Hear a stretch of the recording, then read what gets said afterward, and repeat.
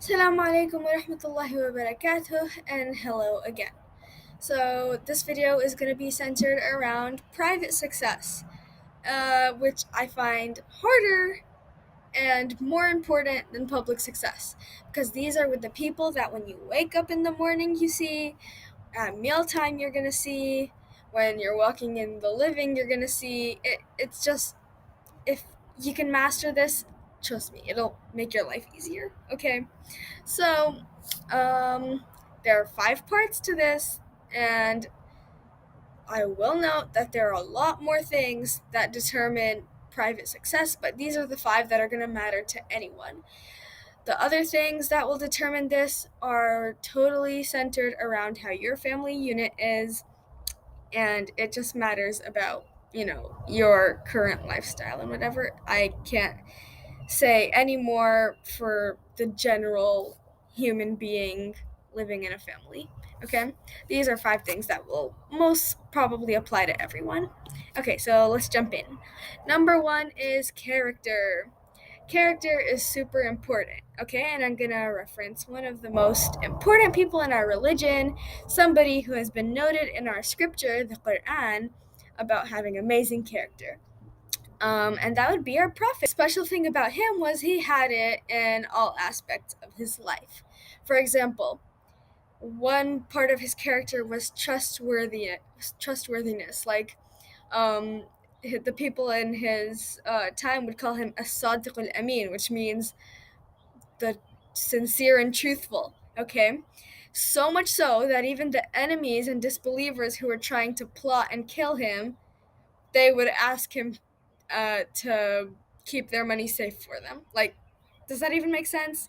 No, it doesn't, because he was just so trustworthy. Okay, now that is a very high level to reach, and we should all try to reach it, and hopefully, if we try enough, we can reach it. But yeah, his character was extremely high, and it's actually noted in one of the chapters called Surah Qalam that because the disbelievers were calling him crazy, God kind of made it up to him and said, "No, you're not crazy. In fact, you are of a great character." Okay, so I'm going to talk about somebody else who, in my private life, to me and to probably everyone in my house, has an extremely great character, and that would be my big sister. Okay, she always tries to help. Like, for example, my little siblings, they usually scream for help at silly things. Even when my little siblings are calling for silly fight, help, like basically you be the judge and tell who's on the right side, she will go and patiently listen to each of their stories, and I will note they are not good at storytelling. In the middle, they get distracted, but she listens patiently, and even if the fight is something silly, like something that has happened to each of us is we start crying because the other one looked at us, of course, when we're little. So let's say my little brother is, I don't know, eating his cereal and milk, and my little sister has nothing to do, so she just sits down and happens to stare at him. Then he starts going, "Hey, you looked at me. No, you looked at me. I don't forgive you." And it becomes some really giant fight, and she usually just goes and calmly goes, "Okay, so how about you? How about we make a solution like you can look at her now?" And then it somehow gets solved through her patience, okay? She has an amazing character. No matter how busy she is, she'll always go to help. It reminds me of that Sophia the First episode where they're all going for some princess test, and there's this old lady, which is actually the teacher dressed up as an old lady, and she needs help in carrying books to her home, and all the princesses just, kind of like look by like, no, not happening. And then Sophia the First just got silver stickers because kindness was most important when it came to being a princess, and yada yada yada. But essentially, help even when it's going to hurt you. Okay, that's a big part of character. It's very hard to do, but when you see the people so in love with you because of that, I think maybe it would make up for it. According to my sister, it's always worth it to do the better thing. Okay. The next thing would be implications. Okay, you have to know when to be direct and when to be indirect. Okay, there's so many stories from my mom and from my mom and dad that I've heard of basically people saying something that was supposed to be implied directly and sparking up this huge, giant, unnecessary fight. And basically, you have to analyze situations that you're in, just think before you talk. But yeah, that is usually one of the biggest things that sparks fights. Okay, I'll give you a quick example that you might find amusing, but really this matters because I actually know somebody who didn't do this and it became a big fight. Let's say you're a husband and your wife just bought you dinner and it's chicken and beans, which you absolutely hate. Okay? You eat it and she says, "Is it good?" And she's really enthusiastic. So you say, "It's good." Yeah, it is good because you don't want to hurt her feelings. Okay? Let's say you didn't do that and you said this directly and you said, "No, I actually don't like that." You would just break her heart and then she would not feel like cooking dinner the next day and it would just be all sad. Okay, so this was meant to be indirect. Okay? And you're probably saying, "Okay, well then she's going to make it again." Like, "Oh my god." When you're talking to someone else and you see that she's aware of what you're saying and she's listening, okay, then you could slide in things. Like, for example, like you're talking with your friend and somehow the topic of food comes up. You could just go and say, "Yeah, I think I'm allergic to beans. It makes my head hurt like afterwards, you know?" And just keep saying it until she gets the point. Okay, never tell her directly, okay? Just keep saying it indirectly, indirectly, indirectly, and eventually it will pass through, okay? And JIC, it doesn't pass through, then you could maybe ask somebody else to hint it towards her because that just doesn't look good if you say it by yourself. Okay. Um, the next thing is being an all the timer. Yeah. When you live in a family, then you're going to get a lot of love and joy and everything because togetherness makes you happier. You know, the more the merrier. Okay, but you also have to give back. So, remember that guy I referenced in the last video about storytelling and charisma? Patrick Bet David, you know, the CEO of PHP Agency. So, he also has a concept that he wrote on how to become a millionaire. And one of those things is being an all the timer. He said a part timer is somebody who works 40 hours a week. A full timer is someone who works 60 hours a week.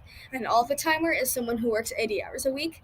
And one of the characteristics of an all the timer is that they work whether they want to or not. Okay, there's no such thing as time off. You end up becoming a person that people, instead of saying, "Hey, why haven't you done this? Do this, do this, do that, do this. You know, bring me this. Why haven't you done this? What were you doing at 5 o'clock? You were supposed to be doing this."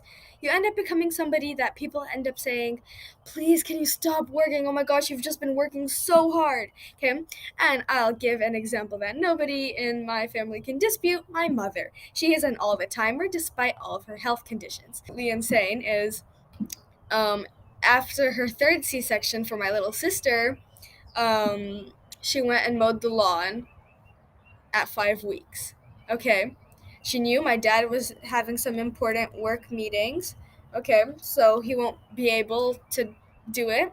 So she just went, got the lawnmower, and did it. Okay. Sure, she broke her back a bit and she got hurt and it took a lot of effort, but she still did it. And now we know her as a hero in our house because she always does the work whether she wants to. There's no such thing as "I can't." You make it happen. And one really good tip if you're looking to be an all the timer is I'll link this video in the description below too. The 20-second rule.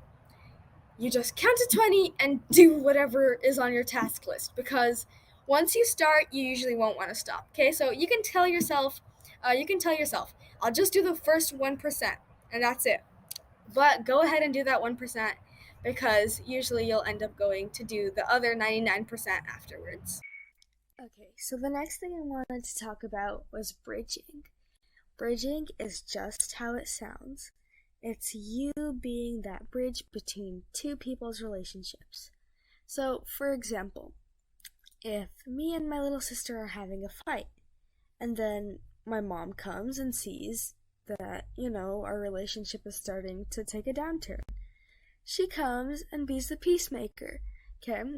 this is actually an easy job, if you think about it. For example, yesterday, my little sister went and I had just cleaned the living, and she emptied her entire book sack and everything in it on the floor. And then, I got mad and I told her, hey, what did you do? Okay, now, you have to clean up my entire living. So my mom came in and said, okay, because she started complaining, and no, I'm not going to do that. So my mom said, okay, you have 5 minutes to clean up your mess, and if you don't, then you have to clean up the entire living. Okay, and my sister cleaned up her mess, my living stayed clean, everything was nice, and all my mom did was make a basic judgment and a basic rule. Okay, it's not very hard. And now we both take our mom as a well-wisher, because now we know she's going to be there for us, because even when it involves other people, she still helps. Being a bridge can be a very rewarding job. Okay, the last thing I wanted to talk to you about today would be AIM. AIM stands for Arham Improvement Mission. In Arabic, Arham just means, your close relatives. My mom actually invented this, and it's supposed to help in maintenance of relationship. Just the way after we try to purchase a house, we have to pay mortgage every few months.